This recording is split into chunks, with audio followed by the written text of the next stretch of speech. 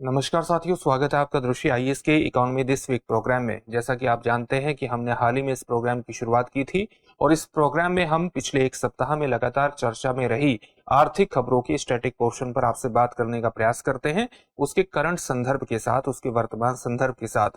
Current portion पर वर्तमान संदर्भ के साथ चर्चा करना इसलिए महत्वपूर्ण है ताकि इससे संबंधित, इन खबरों से संबंधित आपका स्टैटिक पोर्शन भी तैयार हो जाए, उसका वर्तमान संदर्भ भी आप ठीक से जान ले और इनसे संबंधित अगर कोई भी प्रश्न आपके एग्जामिनेशन में आता है तो आप उसे ठीक कर सके, अपनी परीक्षा को क्वालिफाई कर सके। सामान्य तौर से हम इस प्रोग्राम में 4 से 5 खबरों को शामिल करते हैं जो पिछले एक सप्ताह में लगातार चर्चा में रही होती है। तो चलिए अपने प्रोग्राम की शुरुआत करते हैं और आज की पहली खबर को देखते हैं। लेकिन उससे पहले आपके लिए एक सूचना है और सूचना यह है कि दृष्टि आईएएस संस्थान अपनी विभिन्न शाखाओं पर आईएएस फाउंडेशन कोर्स प्रारंभ कर रहा है। यहाँ पर उन सभी कोर्सेज की आपको जानकारी दी गई है। ये कोर्स कौन कौन सी शाखाओं में प्रारंभ हो रहे हैं, जैसे दिल्ली में स्थित करोल बाग शाखा, प्रयागराज, जयपुर, लखनऊ और इंदौर शाखाओं में आईएएस फाउंडेशन बैच प्रारंभ हो रहे हैं। यहाँ पर उनकी तारीख, यानी कौन सी तारीख से बैच प्रारंभ हो रहे हैं और बैच किस समय प्रारंभ होगा, ये सारी जानकारी आपके सामने दी गई है। आप इस जानकारी का स्क्रीनशॉट भी ले सकते हैं और साथ ही अगर आपको किसी भी प्रकार की दुविधा है तो आप एक नंबर पर भी कॉल कर सकते हैं, जो नंबर है 8750187501। इस नंबर पर आप कॉल करके एडमिशन के बारे में सारी जानकारी हासिल कर सकते हैं और इन कोर्सेज में अपना एडमिशन सुनिश्चित कर सकते हैं। साथ ही आप नजदीक स्थित शाखाओं में जाकर भी अपने एडमिशन को सुनिश्चित कर सकते हैं। इस नंबर को एक बार फिर बोल देता हूं, 8750187501। इस नंबर पर कॉल करिए और अपने एडमिशन को सुनिश्चित करिए और सफलता की दिशा में अपना पहला कदम आप आगे बढ़ा दीजिए। चलिए अपने प्रोग्राम की तरफ लौटते हैं और आज की पहली खबर पर चर्चा करने की कोशिश करते हैं। आज की पहली खबर जो है हमारी, वो विंडफॉल टैक्स से जुड़ी हुई है। विंडफॉल टैक्स को हाल ही में भारत सरकार ने समाप्त कर दिया है और इसी कारण से ये पूरा टॉपिक चर्चा में आ जाता है। तो सबसे पहले हम विंडफॉल टैक्स के बारे में सामान्य जानकारी हासिल कर लेते हैं। तो विंडफॉल टैक्स को अप्रत्याशित कर के नाम से भी जाना जाता है। किस नाम से जाना जाता है? अप्रत्याशित कर के नाम से भी इसको जाना जाता है। अप्रत्याशित कर के नाम से क्यों जाना जाता है? क्योंकि ये एक प्रकार का विशेष कर है, स्पेशल टैक्स है, जो किस पर लगाया जाता है? जो कंपनियों या व्यक्तियों पर लगाया जाता है। और क्यों लगाया जाता है? जब कोई कंपनी या व्यक्ति किसी चीज पर, किसी बिजनेस पर, किसी कारोबार पर, किसी व्यवसाय पर अप्रत्याशित लाभ प्राप्त करते हैं। यानी मान लिया कोई कंपनी है और वो तेल बेचती है और इंटरनेशनल संकट के कारण, अंतरराष्ट्रीय बाजार में किसी भी संकट के कारण या भू राजनीतिक संकट के कारण तेल की कीमत बेहद ज्यादा बढ़ जाती है। इस तेल की कीमत बढ़ने के कारण जहां एक कंपनी का टर्नओवर एक साल में 10 करोड़ हुआ करता था, अगर ये टर्नओवर बढ़कर के तुरंत 100 करोड़ के आसपास हो जाता है तो ये अप्रत्याशित लाभ की श्रेणी में आएगा। यानी जो ये अतिरिक्त प्रॉफिट है जिसको हम 90 करोड़ मानेंगे, ये अप्रत्याशित लाभ के अंतर्गत आएगा। तो सरकार इस 90 करोड़ पर विंडफॉल टैक्स लगाएगी, यानी अप्रत्याशित कर लगाएगी, क्योंकि इसमें व्यक्ति के प्रयास शामिल नहीं है। इस प्रॉफिट को प्राप्त करने के अंतर्गत व्यक्ति के खुद के एफर्ट नहीं है, बल्कि कुछ ऐसी परिस्थितियां उभरी कि उसे अप्रत्याशित लाभ प्राप्त हुआ। इसलिए इस लाभ का फायदा पब्लिक इंफ्रास्ट्रक्चर को भी प्राप्त होना चाहिए, सार्वजनिक जनता को भी प्राप्त होना चाहिए, ताकि उनकी शिक्षा, स्वास्थ्य की जरूरतों को पूरा किया जा सके, बुनियादी ढांचा की जरूरतों को पूरा किया जा सके। और इसलिए अलग अलग सरकारें इस अप्रत्याशित लाभ पर एक कर लगाती हैं, जिसको हम विंडफॉल टैक्स कहते हैं और हिंदी में इसको अप्रत्याशित कर के नाम से जाना जाता है। यही है पूरी व्यवस्था। इस 90 करोड़ पर टैक्स लगा करके आप शिक्षा, स्वास्थ्य और बुनियादी ढांचा की योजनाओं को पूरा करने का प्रयास करते हैं। भारत में इस टैक्स को सबसे पहले 1 जुलाई 2022 को लागू किया गया था और भारत सरकार ने ही हाल ही में घरेलू स्तर पर उत्पादित कच्चे तेल पर अप्रत्याशित लाभ कर को घटाकर 0% कर दिया है, यानी इसको 0 कर दिया है, जो कि 18 सितंबर 2024 से प्रभावी हो गया है। अप्रत्याशित कर को विशेष अतिरिक्त उत्पाद शुल्क, यानी स्पेशल एडिशनल एक्साइज ड्यूटी के रूप में लगाया जाता था। औसत तेल कीमतों के आधार पर हर 2 सप्ताह में इसको एडजस्ट कर दिया जाता था और इस परिवर्तन से पहले अप्रत्याशित कर 31 अगस्त 2024 तक से प्रभावी होकर के 1850 रुपया प्रति टन निर्धारित किया गया था। अब इसको शून्य कर दिया गया है। अप्रत्याशित कर के बारे में हमने संपूर्ण जानकारी हासिल कर ली कि किस प्रकार से अप्रत्याशित कर काम करता है। अपने खुद के एफर्ट शामिल नहीं होते कंपनी के या किसी व्यक्ति के, बल्कि कुछ ऐसी परिस्थितियां उभर जाती है जिससे उसको अप्रत्याशित लाभ प्राप्त होता है। इसको आप केवल तेल मार्केट में ही लागू नहीं कर सकते, बल्कि मान लिया कोई कंपनी है, कोई टेक कंपनी है, वो किसी प्रकार का ऐप बनाती है और किसी खास प्रकार के काम में, जैसे दूरस्थ काम की सेवाओं में बेहद ज्यादा बढ़ोतरी हो जाती है और उससे उस ऐप का यूज बहुत ज्यादा होने लगता है और अचानक उस ऐप के माध्यम से होने वाला प्रॉफिट 100 करोड़ से 500 करोड़ हो जाता है।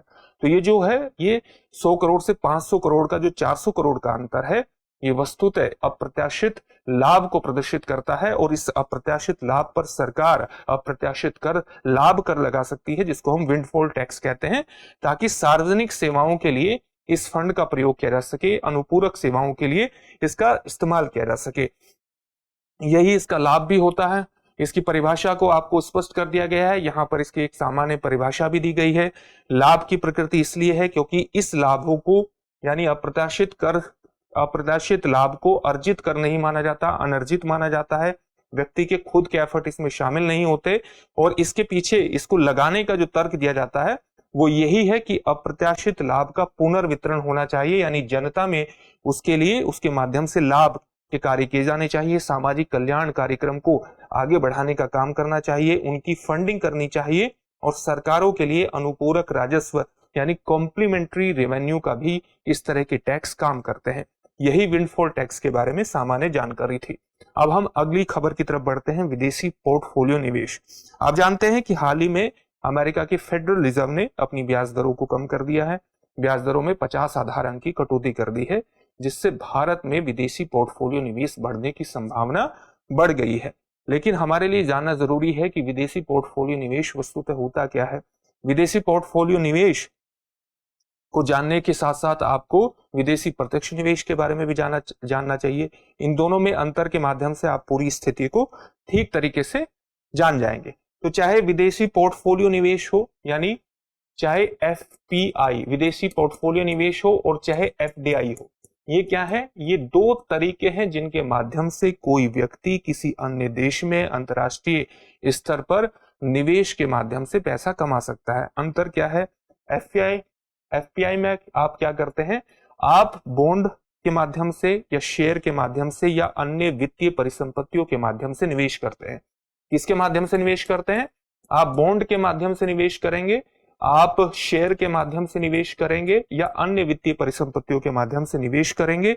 और एफडीआई में आप क्या करते हैं? किसी दूसरे देश में किसी उस कंपनी की एक शाखा को स्थापित करने की कोशिश करते हैं या उस देश में स्थित किसी कंपनी में बहुत बड़े स्तर पर हिस्सेदारी खरीदते हैं और ये हिस्सेदारी 10% या उससे अधिक होती है, जिससे कंपनी के संचालन में, उसके प्रबंधन में आपकी हिस्सेदारी निर्धारित हो जाती है। आप उसके बारे में निर्णय लेने में सक्षम हो जाते हैं।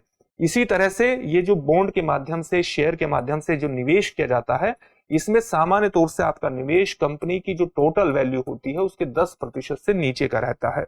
इनमें दोनों में यही अंतर है। एक वित्तीय परिसंपत्तियों के माध्यम से निवेश है, एक डायरेक्ट आप कारखाना स्थापित करके या किसी अन्य देश की कंपनी में एक महत्वपूर्ण हिस्सेदारी खरीद करके डायरेक्ट इन्वेस्टमेंट करते हैं। ये चीज जो है एफडीआई, इसीलिए किसी देश की आर्थिक गतिविधियों को विस्तार देने का एक आधार भी बन जाता है और किसी देश में आर्थिक गतिविधियों को बढ़ाने का सीधा मतलब है कि उस देश में रोजगार सृजन का भी एक साधन बनता है। और यही कारण है कि अलग अलग सरकारें अपने यहाँ पर एफडीआई को बढ़ावा देने की कोशिश करती हैं और उसके लिए ऑटोमेटिक रूट स्थापित करने की कोशिश करती हैं, ताकि विदेशी प्रत्यक्ष निवेश को प्राप्त करने में किसी प्रकार की बाधाओं का सामना न करना पड़े। सिंगल विंडो फैसिलिटी के माध्यम से विदेशी प्रत्यक्ष निवेश आ सके, क्योंकि जब विदेशी प्रत्यक्ष निवेश आता है, कोई कंपनी किसी देश में अपनी शाखा को स्थापित करने की कोशिश करती है, कोई कारखाना स्थापित करने की कोशिश करती है, मान लिया एप्पल कंपनी हमारे यहाँ अपना एक मैन्युफैक्चरिंग यूनिट खड़ा करने की कोशिश करती है, तो उस मैन्युफैक्चरिंग यूनिट में जो निवेश आएगा, उस निवेश के साथ साथ इसमें प्रौद्योगिकी भी आएगी और प्रौद्योगिकी के साथ साथ अलग अलग प्रकार की सेवा भी खड़े होंगी और सेवा के साथ साथ प्रबंधन जो लेटेस्ट टेक्निक है, प्रबंधन मैनेजरियल जो प्रैक्टिसेस हैं वो भी सामने आएंगी। तो विदेशी प्रत्यक्ष निवेश आने से किसी भी देश को न केवल आर्थिक गतिविधियों के विस्तार और साथ साथ रोजगार सृजन का सहारा मिलता है, बल्कि नई प्रबंधन प्रौद्योगिकी, नई प्रबंधन प्रैक्टिसेस, प्रौद्योगिकी, सेवाएं और निवेश का बड़ा स्तर प्राप्त होता है, जिससे उस देश में भविष्य में भी आर्थिक गतिविधियों के विस्तार की पृष्ठभूमि का निर्माण होता है। जबकि जो एफपीआई होता है ये बहुत ज्यादा लॉन्ग टर्म नहीं होता।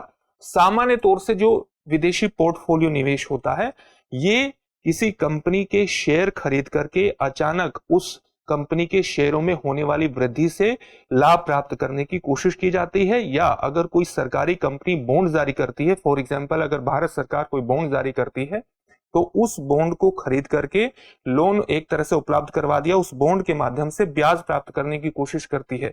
इसलिए जो पोर्टफोलियो अगर आप ये देखेंगे कि इस तरह से जो निवेश किया जाता है ये मुख्यतः अल्पकालिक निवेश होता है और इसमें हमेशा इसके ऊपर नीचे इसमें फ्लक्चुएशंस की संभावना लगातार बनी रहती है। ब्याज दरों में परिवर्तन से ही किसी देश में विदेशी पोर्टफोलियो की निकासी और आगमन हो सकता है, अंतर्वाह और बहिर्प्रवाह हो सकता है। तो फ्लक्चुएशन होने के कारण इसमें अस्थिरता का तत्व रहता है, तो जो वित्तीय अस्थिरता को बढ़ाता है, जबकि एफडीआई जो है ये वित्तीय स्थिरता, आर्थिक स्थिरता का कारक बनता है। ये अंतर होता है एफबीआई और एफडीआई में। हमने इनके बारे में सामान्य जानकारी हासिल कर ली है। अब इसके बारे में कुछ एक सामान्य चीजें जो यहाँ पर लिखी गई है उसको भी स्पष्ट कर देते हैं। एफपीआई क्या है? अन्य देश में शेयर, बॉन्ड और अन्य परिसंपत्तियों की खरीद के माध्यम से निवेश किया जाता है। सामान्य तौर से ये निवेश अल्पकालिक होता है या मध्यावधि निवेश होता है और कंपनी के संचालन में इस तरह के निवेश के माध्यम से किसी भी प्रकार की हिस्सेदारी स्थापित नहीं होती। कंपनी के निर्णय लेने का अधिकार नहीं मिलता, क्योंकि सामान्य तौर से आप ज्यादा से ज्यादा निवेश कितना करते हैं? 10% से नीचे का निवेश रहता है, जिससे कंपनी में आपको निर्णय लेने का अधिकार नहीं मिलता। एफपीआई और एफटीआई में सीधा नियंत्रण यही है कि एफटीआई में किसी कंपनी के नियंत्रण के संबंध में भी क्योंकि 10% या उससे अधिक की हिस्सेदारी हासिल कर ली जाती है, जिससे कंपनी के प्रबंधन संबंधी चीजों में, बातों में आपका निर्णय स्थापित होता है और आप उस कंपनी की संचालन प्रक्रिया को निर्धारित करने की भी बात कर सकते हैं। तो कारोबार के संचालन पर नियंत्रण स्थापित होता है। एफपीआई में नियंत्रण स्थापित नहीं होता। एफडीआई दीर्घकालिक होता है, एफपीआई अल्पकालिक होता है। एफडीआई से स्थानीय अर्थव्यवस्था का विकास और रोजगार सृजन होता है, जबकि एफपीआई से वित्तीय अस्थिरता बढ़ सकती है, उसकी संभावना रहती है। इसकी चर्चा करना इसलिए जरूरी था क्योंकि हाल ही में आप जानते हैं कि फेडरल रिजर्व ने अपने यहाँ रेट कट किया है, जो अमेरिका का सेंट्रल बैंक है, और इसी के कारण इसकी पृष्ठभूमि का निर्माण अब आपको हो गया, क्योंकि फेडरल रिजर्व जब रेट कट करता है तो भारत जैसे देशों में इमर्जिंग मार्केट में जो पोर्टफोलियो निवेश है उसके बढ़ने की संभावना बढ़ जाती है, क्योंकि वहां पर निवेश कम हो जाता, वहां पर जो निवेश के माध्यम से आय है वो कम हो जाती है रेट कट होने से। लेकिन और जब निवेश के माध्यम से आय कम हो जाती है तो इमर्जिंग मार्केट में रेट से, उस बढ़े हुए रेट से आय की अधिक संभावना रहती है, इसलिए बड़े स्तर पर विदेशी पोर्टफोलियो निवेश आने की संभावना बन जाती है। तो हाल ही में यही हमारी तीसरी खबर है कि फेडरल रिजर्व ने रेट कट कर दिया है। अप्रत्याशित दर कटौती हुई है। अमेरिकी फेडरल रिजर्व ने अपनी बेंचमार्क ब्याज दर में 50 आधार अंक की कटौती कर दी है। 50 आधार अंक का मतलब है 0.5% की कटौती कर दी है। ब्याज दरों में कटौती का जो उद्देश्य है उसने बताया है कि जो तनावग्रस्त श्रम बाजार है उसको सहारा प्रदान करना है। अब जाहिर सी बात है कि अगर कोई भी देश अपने यहाँ ब्याज दरों को घटाता है तो ब्याज दरों को घटाने का सीधा सा मतलब है कि अलग अलग कंपनियों की जो फंड को प्राप्त करने की लागत है वो लागत कम हो जाएगी। इससे लागत को कम करने के कारण वे अधिक निवेश करने में सक्षम होंगी। इससे आर्थिक गतिविधियों का विस्तार होगा, इससे रोजगार सृजन की बेहतर स्थितियों का निर्माण हो सकता है और तनावग्रस्त श्रम बाजार को भी बाहर लाया जा सकता है। तनाव से, स्ट्रेसफुल जो लेबर मार्केट है उसको भी इससे बाहर लाया जा सकता है। भारत में किस तरह की प्रतिक्रिया इससे हो सकती है? भारत में संभावना यह है कि भारतीय रिजर्व बैंक भी अगर मुद्रास्फीति के दबाव कम होते हैं, उपभोक्ता मूल्य मुद्रास्फीति में कमी आती है, तो भारत भी मार्च 2025 तक 25 आधार अंकों की संभावित कटौती कर सकता है अपनी ब्याज दरों में, और उससे भारत में भी आर्थिक गतिविधियों के विस्तार की संभावना है। लेकिन वर्तमान में फेडरल रिजर्व ने जो ये रेट कट किया है, इसका सबसे महत्वपूर्ण प्रभाव यही है कि भारत में विदेशी पोर्टफोलियो निवेश बढ़ सकता है, और विदेशी पोर्टफोलियो निवेश बढ़ने का मतलब है कि बॉन्ड मार्केट में भी निवेश आएगा और शेयर मार्केट में भी निवेश आएगा, और इसका तुरंत प्रभाव ये होता है कि शेयर मार्केट सामान्य तौर से ऊपर चला जाता है। क्षेत्रीय लाभ किस प्रकार के हो सकते हैं? जैसे अगर अमेरिका में प्रभावों को देखें, उसने रेट कम कर दिया है फेडरल रिजर्व ने, तो बुनियादी ढांचे से संबंधित जितनी भी परियोजनाएं हैं या धातु उद्योग से संबंधित जितनी परियोजनाएं हैं, ये दर संवेदनशील उद्योग हैं, यानी ये इस प्रकार के रेट कट के प्रति बहुत सेंसिटिव होते हैं। अगर रेट कट नहीं होता है तो इनमें निवेश कम हो जाता है, रेट कट होता है तो निवेश बढ़ जाता है, तो इसको कहते हैं दरों के प्रति संवेदनशील होना। तो बुनियादी ढांचे और धातु जैसे उद्योगों को इससे लाभ मिलने की उम्मीद है, क्योंकि उनमें निवेश बढ़ेगा, इनसे संबंधित आर्थिक गतिविधियों का विस्तार होगा। लेकिन इससे बैंकों का लाभ भी कम हो जाएगा। आप जानते हैं कि ब्याज दरें कम हो गई हैं, तो निश्चित रूप से बैंक कम लाभ प्राप्त करेंगे, कम ब्याज दर प्राप्त करेंगे। इससे बैंकों पर भी एक दबाव आता है, उनकी लाभप्रदता पर एक दबाव आता है।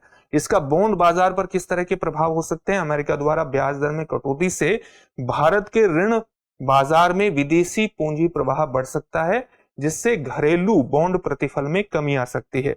घरेलू बॉन्ड प्रतिफल में किस प्रकार की कमी आएगी? जैसे अगर बॉन्ड मार्केट में निवेश बढ़ेगा तो आप जानते हैं कि बॉन्ड की वैल्यू बढ़ेगी, उसकी मांग बढ़ेगी, उसकी मांग में बढ़ोतरी हो जाएगी और उसके मूल्य में बढ़ोतरी हो जाएगी। और आप जानते हैं कि बॉन्ड के मूल्य में बढ़ोतरी का जो सीधा संबंध है वो इनवर्स रिलेशन है, उसमें गैर समानुपातिक रिलेशन है बॉन्ड से प्राप्त होने वाले प्रतिफल में। क्यों रिलेशन है? मान लिया अगर किसी व्यक्ति ने एक बॉन्ड प्राप्त किया है जिसकी वैल्यू है 100 रुपया, 100 रुपया बॉन्ड प्राप्त किया है, और ये इसकी दो साल बाद इस पर जो प्रतिफल प्राप्त होगा, इसको मान लिया इसकी जो मैच्योरिटी जो वर्ष है, इसका मैच्योरिटी एक परिपक्वता अवधि है वो 2 वर्ष की है। 2 वर्ष बाद इस बॉन्ड को वापस करने पर इसे 100 रुपए प्राप्त हो जाएंगे। लेकिन अभी जो इसकी वैल्यू है वो 93 रुपए है। अब मार्केट में क्या है कि इस बॉन्ड की वैल्यू बढ़ गई है और वो हो गई है 95 रुपए, और इसने ये किसी और व्यक्ति को बेच दिया, तो इस व्यक्ति को परिपक्वता अवधि पर केवल 100 रुपए प्राप्त होंगे, 100 रुपए प्राप्त होंगे। और इस व्यक्ति को कितने प्राप्त होते? यहां पर अंतर जो इस प्रकार का आ रहा है वो 7 का आ रहा है, और इस व्यक्ति के सापेक्ष में इसका अंतर कितना है? वो 5 रुपए का आ रहा है।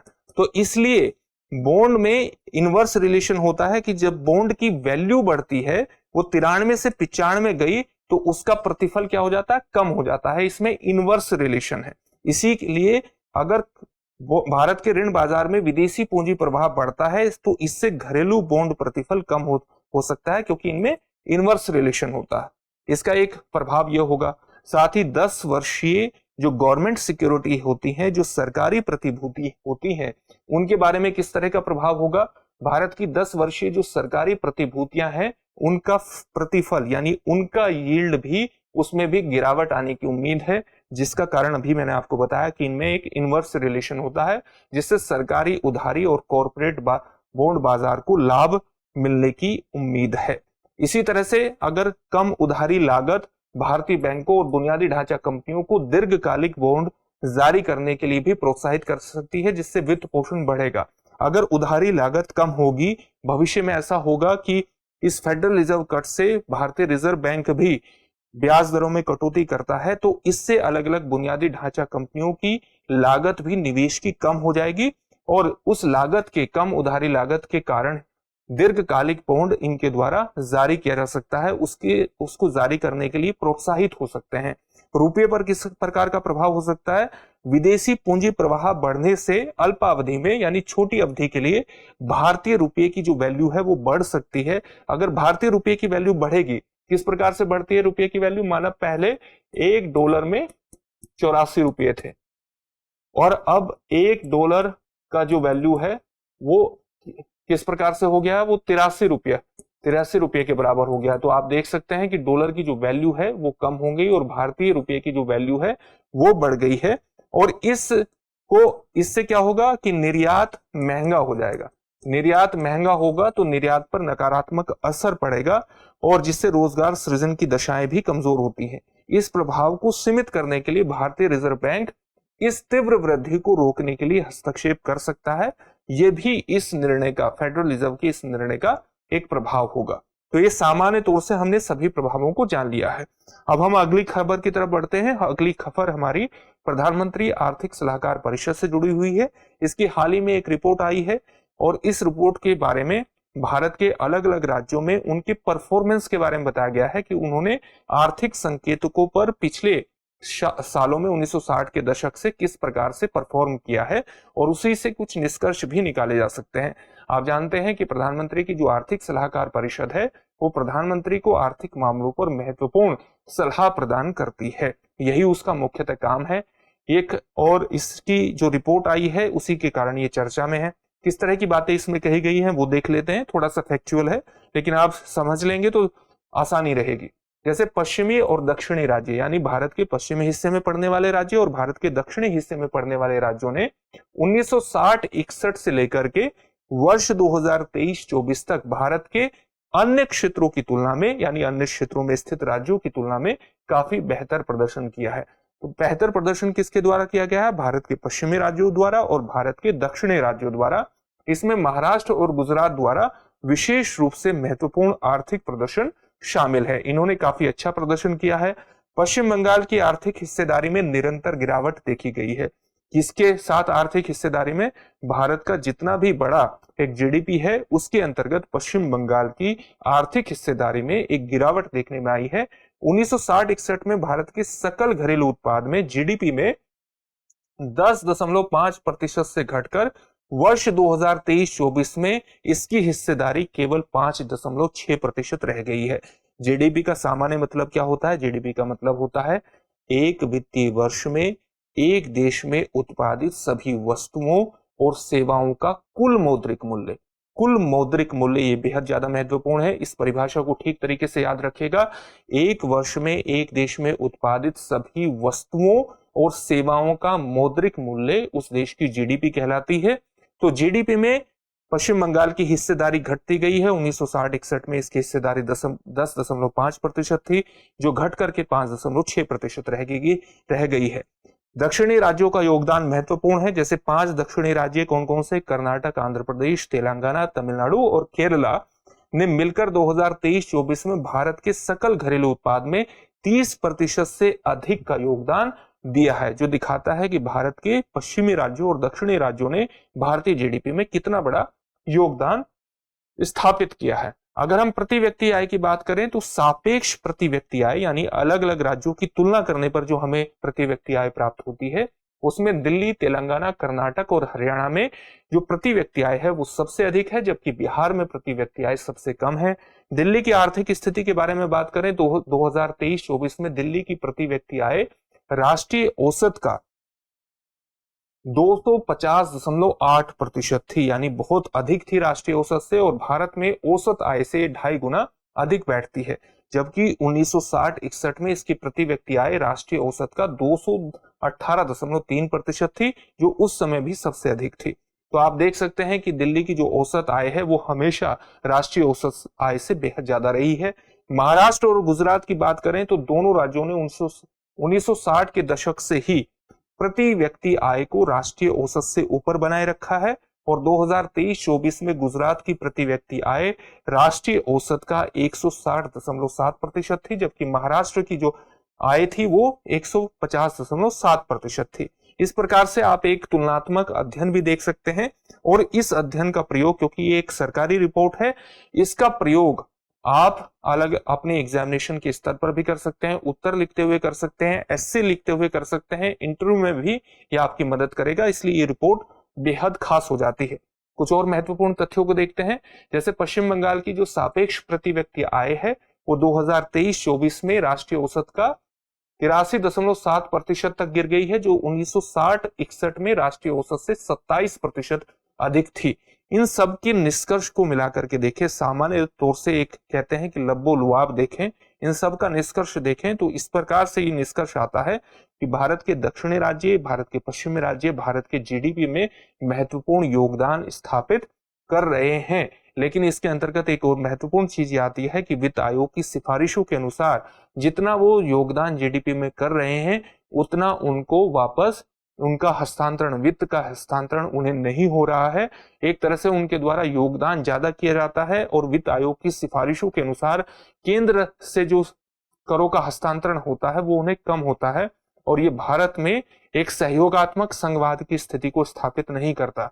अगर हम अपने राज्यों के बीच बेहतर संतुलन स्थापित कर सकें, भारत के अलग अलग राज्यों में एक प्रतिस्पर्धी और सहयोगात्मक संघवाद की भावना के अनुसार अलग अलग संकेतकों पर उनके विकास को बेहतर सुनिश्चित कर सकें, तो इस अंतर को कम किया जा सकता है और हर राज्य को उसकी हिस्सेदारी के अनुरूप करों का हस्तांतरण सुनिश्चित किया जा सकता है। और इस करों का हस्तांतरण एक संतुलन स्तर पर प्रदान करना बेहद ज्यादा महत्वपूर्ण है, क्योंकि इससे उस राज्य में एक आप कह सकते हैं कि किसी प्रकार के रोष को भी संतुलन में लाने में मदद मिलती है अगर किसी भी प्रकार की उठापटक की स्थिति पैदा होती है।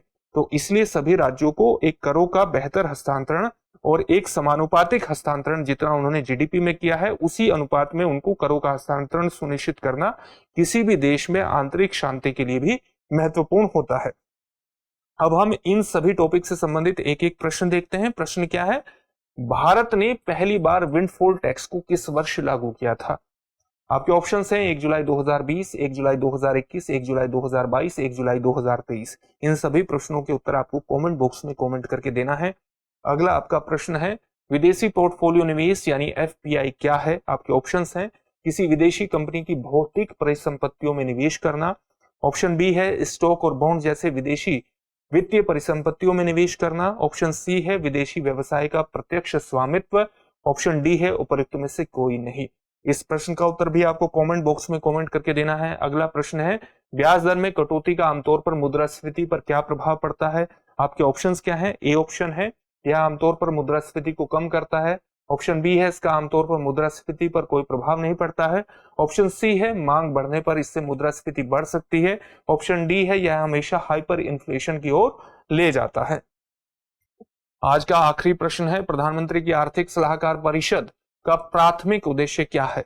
ऑप्शन ए है वित्तीय बाजारों को विनियमित करना, ऑप्शन बी प्रधानमंत्री को आर्थिक सलाह प्रदान करना, ऑप्शन सी आर्थिक नीतियों को लागू करना, ऑप्शन डी सरकारी खर्च का प्रबंधन करना।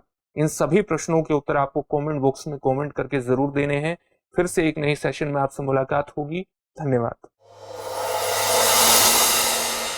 डियर व्यूअर्स, अपने एग्जाम की तैयारी को और बेहतर करने के लिए हमारे चैनल को लाइक, शेयर और सब्सक्राइब करना न भूलें।